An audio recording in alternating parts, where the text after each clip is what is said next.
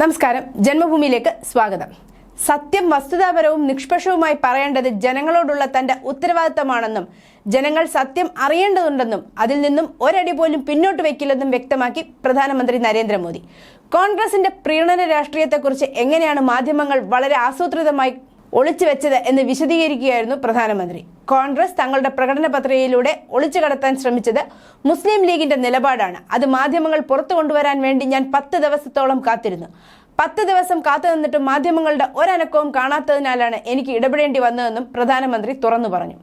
നേരത്തെ April 5-ന് Congress party 2024 Lok Sabha തെരഞ്ഞെടുപ്പിനുള്ള പ്രകടന പത്രിക പുറത്തിറക്കുകയും ന്യൂനപക്ഷങ്ങളുടെ സാമ്പത്തിക ശാക്തീകരണത്തിന് ഊന്നൽ നൽകുകയും ചെയ്തു.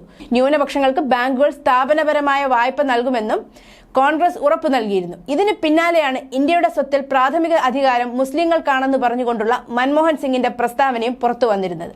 എന്നാൽ ഇത്ര വലിയ പ്രീണനം കോൺഗ്രസ് പ്രകടന പത്രികയിൽ കൂടെ പുറത്തുവിട്ടപ്പോഴും പ്രതിപക്ഷ പാർട്ടികളും മാധ്യമങ്ങളും അനങ്ങിയില്ല. ജനാധിപത്യത്തിലെ ഏറ്റവും മൗലികമായ കാര്യങ്ങളിൽ ഒന്നാണ് തെരഞ്ഞെടുപ്പ് പത്രിക. അത് പരിശോധിക്കുക എന്നത് അതും മാധ്യമങ്ങൾ ചെയ്തില്ല.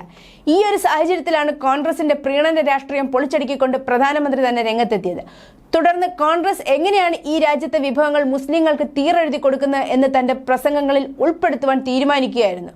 തുടർന്ന് കോൺഗ്രസ് അധികാരത്തിൽ വന്നാൽ മുസ്ലിം പ്രീണനമായിരിക്കും നടത്തുക എന്ന് തുറന്നു പറഞ്ഞുകൊണ്ട് നരേന്ദ്രമോദി വിവിധയിടങ്ങളിൽ പ്രസംഗിച്ചിരുന്നു. ഇത് പ്രതിപക്ഷം വിവാദമാക്കാൻ ശ്രമിച്ച സാഹചര്യത്തിൽ കൃത്യമായ വസ്തുതകളോടുകൂടി BJP പ്രതിരോധമൊരുക്കുകയും ചെയ്തു. എന്നാൽ ഈ വിഷയം ഞാനായിരുന്നില്ല പുറത്തു കൊണ്ടുവരേണ്ടിയിരുന്നത്, മറിച്ച് മാധ്യമങ്ങളായിരുന്നു എന്ന് തുറന്നു പറഞ്ഞിരിക്കുകയാണ് ഇപ്പോൾ പ്രധാനമന്ത്രി.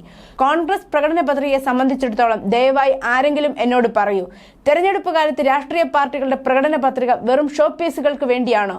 എല്ലാ രാഷ്ട്രീയ പാർട്ടികളുടെയും പ്രകടന പത്രിക വായിക്കുക എന്ന മാധ്യമങ്ങളുടെ കടമയാണ്. ഞാൻ കാത്തിരിക്കുകയായിരുന്നു. മാനിഫെസ്റ്റോ കാണുമ്പോൾ മാധ്യമങ്ങൾ ഞെട്ടിപ്പോകും എന്നായിരുന്നു ഞാൻ വിശ്വസിച്ചത്. എന്നാൽ കോൺഗ്രസ് പറഞ്ഞത് അതുപോലെ ഏറ്റുപാടുക മാത്രമാണ് മാധ്യമങ്ങൾ ചെയ്തത്. ഇത് ഈ സംവിധാനത്തിന്റെ തന്നെ വലിയ അഴിമതിയാണെന്നാണ് തോന്നുന്നത്. പ്രകടന പത്രികയിലെ നിഷേധാത്മകമായ കാര്യങ്ങൾ ആരെങ്കിലും പുറത്തു കൊണ്ടുവരുവാൻ ഞാൻ 10 ദിവസം കാത്തിരുന്നു. പക്ഷെ ആരും ഉണ്ടായില്ല. അതുകൊണ്ട് തന്നെ നിഷ്പക്ഷമായ രീതിയിൽ ഈ സത്യങ്ങൾ പുറത്തു കൊണ്ടുവരുവാൻ ഞാൻ നിർബന്ധിതനായി.